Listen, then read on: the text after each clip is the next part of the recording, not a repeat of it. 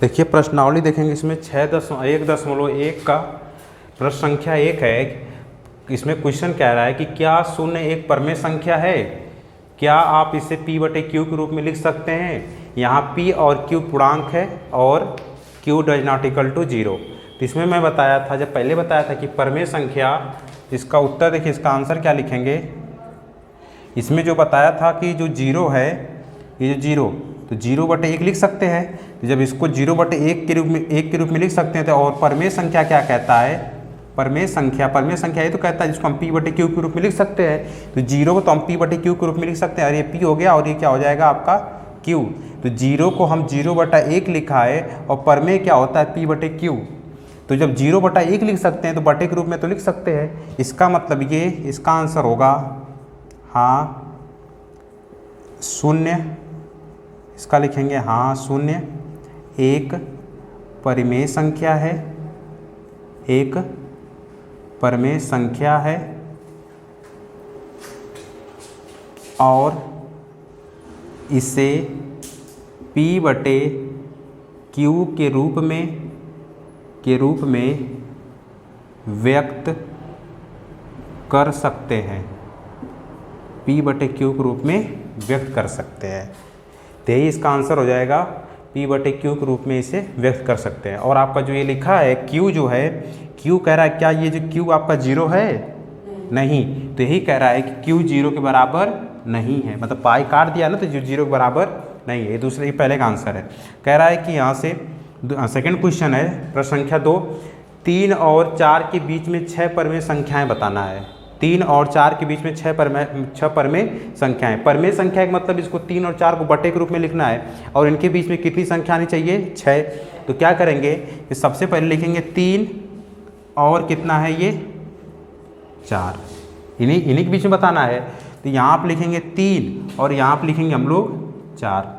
इसमें क्या करवाएंगे, 10 से गुणा करवाएंगे, 10 से भाग करवाएंगे, कोई फर्क पड़ेगा नहीं। इसमें करवाएंगे 10 से गुणा, इसमें करवाएंगे 10 से भाग, कोई फर्क पड़ेगा नहीं। तो ये आपका बन जाएगा कितना, 30/10 हो जाएगा, और ये आपका क्या बन जाएगा 40/10। आया समझ में, 30/4, यहाँ से 30/10 और 40/10। तो हमको पता है कि 30 और 40 के बीच में कुल मिलाकर 10 संख्याएं हो सकती हैं, 9 संख्याएं हो सकती हैं। तो यहाँ पे लिखेंगे 31, 32, 33 हो जाएगा, 34, 35 और ये हो जाएगा आपका 36। तो अब इसके बीच में सबके नीचे 10 लिख दे, सबके बीच में 10 लिख देना, सबके बीच में 10 लिख दे, तो ये हमारी क्या हो जाएंगे आपका आंसर। तो क्या लिखेंगे कि 31/10, 32/10, 33/10, 34/10 और 35/10 और 36/10। तो 1, 2, 3, 4, 5, 6। तो इसके मतलब 3 और 4 के बीच में 6 परमेय संख्याएं क्या हो जाएंगी, 31/10, 32/10, 33/10, 34/10, 35/10 और आपका 36/10। ये आपका आंसर है। इसके बाद हम लोग देखेंगे सेकंड क्वेश्चन, थर्ड क्वेश्चन देखिए। इसके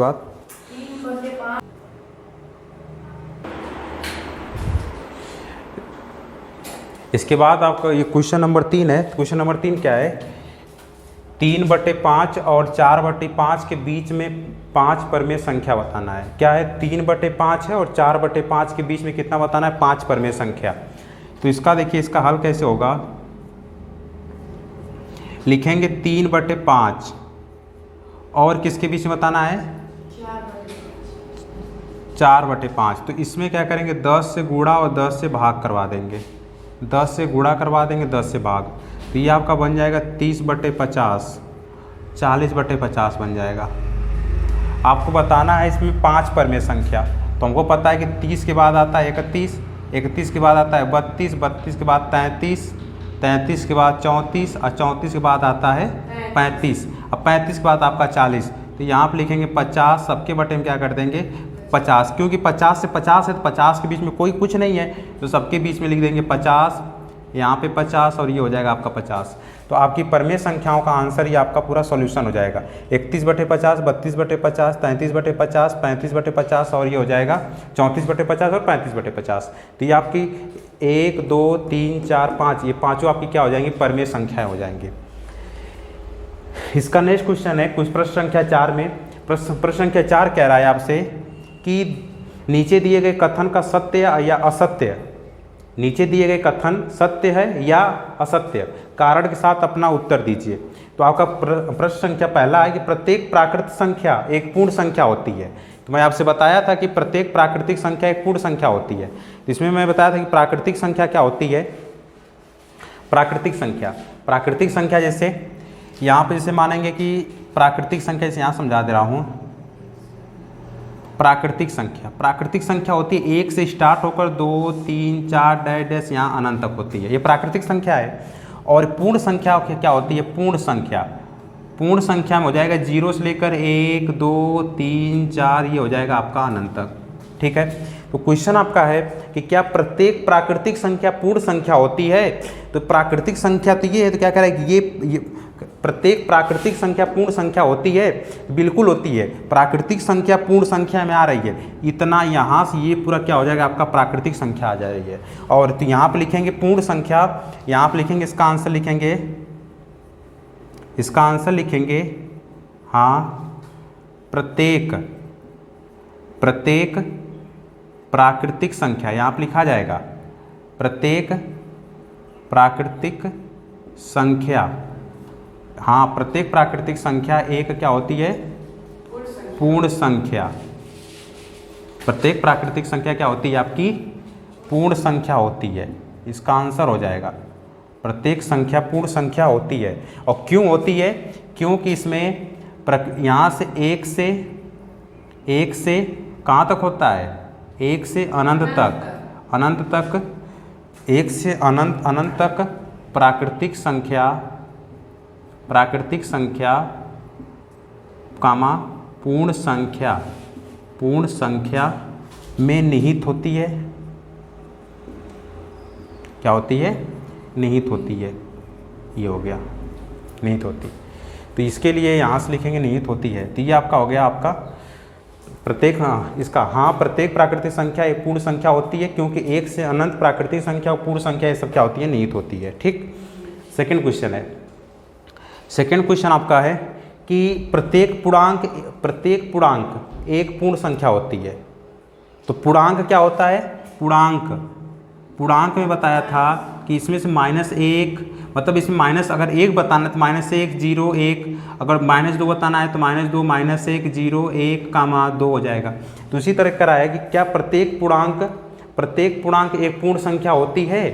प्रत्येक पूर्णांक एक पूर्ण संख्या होती है। तो इसका आंसर क्या लिखेंगे? नहीं, प्रत्येक पूर्णांक संख्या पूर्ण संख्या नहीं होती है। देखिए कह रहा है कि प्रत्येक पूर्णांक एक पूर्ण संख्या, तो हम पूर्ण संख्या होती है ना, तो पूर्ण संख्या क्या होती है? यहाँ से प्रत्येक पूर्णांक में पूर्ण संख्या में देखिए क्या होगा, हमको पूर्ण संख्या जब भी पढ़ेंगे तो 0 पढ़ेंगे, 1 पढ़ेंगे, 2 पढ़ेंगे, 3, 4, 5 इसी तरह है ना, ये 3, 4 आपका 5। लेकिन जब हम लोग पूर्णांक पढ़ेंगे पूर्णांक में पढ़ेंगे जैसे कि माइनस का 1 आ गया, -0 हो गया, 1 हो गया, तो इसमें लिखेंगे इसका आंसर क्या लिखेंगे? इसका सॉल्यूशन क्या लिखेंगे कि नहीं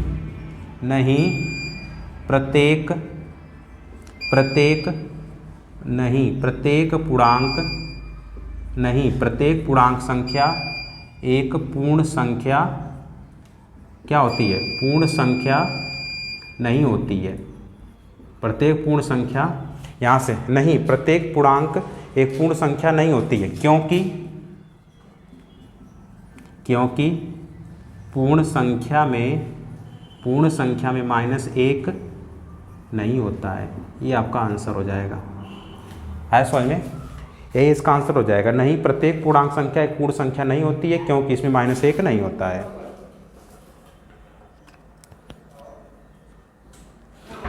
इसके बाद सेकंड क्वेश्चन है कि प्रत्येक परमेय संख्या एक पूर्ण संख्या होती है? प्रत्येक परमेय संख्या एक पूर्ण, इसमें प्रत्येक कह रहा है कि प्रत्येक पूर्ण संख्या प्रत्येक परमेय संख्या एक पूर्ण संख्या होती है। ठीक, देखिए पूर्ण संख्या पहले हम लोग देखेंगे पूर्ण संख्या, तो इसमें इसका आंसर क्या लिखेंगे? पहले लिखेंगे नहीं प्रत्येक पूर्ण संख्या परमेय संख्या नहीं होती है। आया समझ में? नहीं होती है। क्यों नहीं होती है? क्योंकि 1/2 पूर्ण संख्या है? पूर्ण संख्या नहीं है। क्यों? एक है ना, एक अपने आप में पूरा है, तो लेकिन आधा कहाँ पूर्ण संख्या है? तो यहाँ से इसका आंसर होगा नहीं, प्रत्येक पूर्ण संख्या परमेय संख्या नहीं है, क्योंकि 1/2 क्या है? पूर्ण संख्या है। तो यही परमेय संख्या, ये तो परमेय संख्या है ना, तो परमेय संख्या क्या है? 1/2 पूरा संख्या है, पूरा संख्या नहीं, ये आधा संख्या है। तो इसका आंसर हो जाएगा नहीं, प्रत्येक पूर्ण संख्या परमेय संख्या